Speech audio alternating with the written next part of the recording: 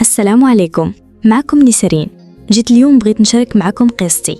انا واحد البنت اللي كنت حشوميه بزاف من صغري، وانا ماشي اجتماعيه، ما عنديش مع التجمع مع البنات. داكشي علاش في الضرب داخله سوق راسي، انطوائيه مع راسي. كان عندي غير مع القرايه، من المدرسه للدار ومن الدار للمدرسه، لدرجه ان صحابي في المدرسه كيقولوا عليا غير المعقده. انا ما كانش كيهمني شنو تيقولوا، حيت اهم حاجه كان عندي في حياتي هو قرايتي. شي حاجه اخرى حيت انا والديا كانوا عانات على قد الحال. كنشوف امي وبابا مساكن كيخدموا باش يحاولوا يخليوني انا وخوتي نقراو ونوصلوا لشي حاجه اللي تفرحهم. الصراحه خوتي كلهم خرجوا حتى واحد فيهم ما كان باغي يقرا. انا باغيين غير يتفلاو، رغم ان امي داروا المستحيل معاهم، ولكن بلا فائده. الوحيده اللي كانت عندي مع القرايه، وهذا الشيء كان كيدير ليا مشكل مع خوتي، كانوا ديما كينقصوا مني وكيبقاو يعايروا فيا، ديما كيحسوني بانني اقل منهم او كيحتقروني، حيت كنت انا ضد الفكره ديالهم.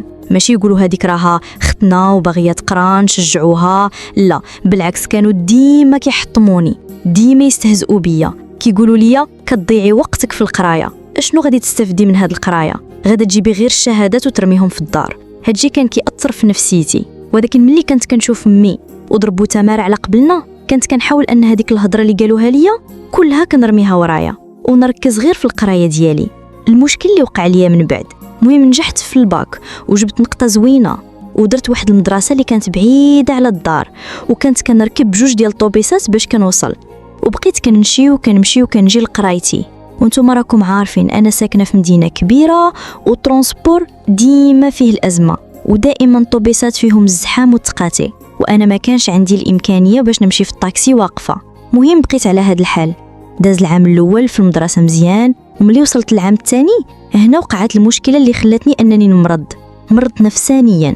واحد النهار كنت طالعه للطوبيس عادي بحال كاع الايام في الصباح، وبنادم كلشي طالع عليه الدم، واحد ما حامل الثاني، شي غادي الخدمه وكلشي كيجري، وكلشي غادي غير بزز وشي معصب على شي. داك النهار كنت حاسه ان قلبي مقبوض، وانا طالعه لديك الطوبيس وهو مدكس بعباد الله. والمشكله انه كان عندي امتحان وما كانش عندي الامكانيه نتسنى. طلعت وتزاحمت معاهم، وكنت اول مره غادي نوقف في الطوبيس، وفي وسط ازحام كنت واقفه في وسط الرجال. واحد اللحظه نص الطريق كنحس بشي واحد كيلصق فيا من اللور، درت وشفت فيه بحال هكا باش زعما يفهم راسو، ولقيت واحد السيد، واحد خينا وجهه كامل مضروب، يعني كان باين عليه شفار ولا ما نعرف، باين عليه ماشي تلهيه. انا ما نكذبش عليكم، كنت خايفه على داك التليفون اللي عندي، وليت دساك وكنقفل. السيد ملي شافني بحال هكاك عاد ما زاد فيه، وكل شويه كنحس به كيلصق معايا، وكنحس بشي حاجه كتقيسني من اللور. ما كانش عندي الجرأه بانني نهضر او نغوت او نقول لهم راه شي واحد كيتحرش بيا. هو استغل الفرصه والخوف ديالي ولا تيقيسني حتى بيديه. اما الناس اللي راكبين كل واحد ملهي يفهموا، حتى شي واحد ما مسوق ليا. وليت كنطلب غير داك الطريق امتى تسالي باش ننزل، والسيد عاد ما زايد فيه، لدرجه انه شي واحد كيقول لها عافاك اخويا راه بغيت ندوز باغي ننزل ولا شي حاجه، كيدوروا يبدا يعيروا فيه بهضره حايبه. بزاف ديال الناس ما نزلوش بلاكه ديالهم، وحتى شي واحد فيهم ما كان قادر يهضر، حتى شي واحد ما كان عنده الجرأه انه يهضر معاه. كيشوفوا السيد مخسر في وجهه، كان عارفين انه هاشي حاجه يقدر يضربهم. كل واحد كيقول يا فراسي لوالو. واللي زاد فقسني اكثر، واحد المره كانت واقفه وبغيتها غير تفهم، دارت وشافت فيا بنص عين وفهمات انني كنقولها شي حاجه، ولكن دارت فراسها بحال ما فاهمه والو السيده، وخلاتني انا وسط هذاك خينا واللي كانوا واقفين كاملين، لحتى شي واحد فيهم ما كان مسوق اصلا. المهم حتى وصلت للبلاطه ونزلت من الطوبيس وانا تنبكي وحالتي حاله. مشيت الامتحان وانا كاع ما مركزه فيه. داك الامتحان ما عرفتش اسنو كتبت فيه، مجرد ما كنت نتفكر داكشي اللي وقع ليا مع داك السيد، كيفاش كان كيتعامل معايا بوقاحه وكيمد يديه، وكنحس براسي انني ضعيفه وما قادراش نهضر معاه، وكنشوف عباد الله كلهم واقفين والناس بزاف اللي شافوه، وحتى شي واحد فيهم ما قدر يهضر معاه. ما بقيتش عارفه شنو ندير. دخلت في واحد الازمه نفسيه، ولكن ما قدرت ندير والو، ما عرفت لي ما نعاود ليه. دوزت مده طويله وقلت غادي نعتبر ان داكشي ما وقعش باش نقدر نكمل حياتي، حيت الا بقيت كنفكر بزاف مستقبلي غادي يضيع. المهم دارت على هادشي تقريبا شي 6 شهور، حتى وقعت لي الحاجه الثانيه اللي صافي واحد النهار بحال كاع الايامات راكبه وغاديه في الطوبيس، ولقيت واحد البلاصه اللور مشيت وجلست فيها. وكان جالس حدايا واحد خينا اللي كيبان عليه راجل عادي. مهم جلست من بلاصتي، ومع النوضه اللي غادي نوقف كنشوفوا واحد المنظر اللي خايب بزاف.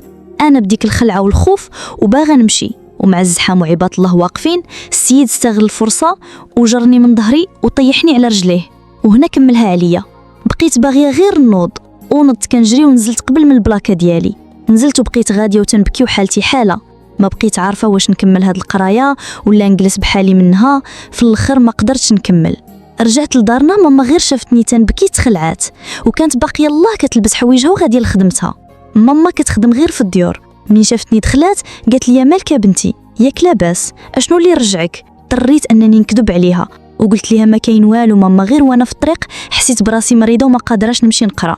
نرجع للدار وخلاتني مسكينه جالسه في الدار ومشات لخدمتها، وانا نهار كله وانا مكتئبه. انا ما صدقت انني نطلع من داك الاكتئاب ديال المره الاولى، حتى دخلت في اكتئاب ديال هاد المره.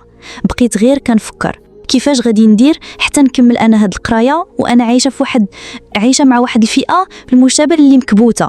نعاود باش نفتش حتى شي واحد ما تيسمع شنو وقع ليا اخرين، ولكن للاسف هاد الشيء كيوقع بزاف ديال البنات يوميا وما تيقدروش يهضروا، حيت حنا عايشين في واحد المجتمع اللي كيشوفوك كتعرضي للتحرش وكتسرقي وما تيقدروش كيتفرجوا فيك وما كيهضروش. انا بصراحه تعقدت.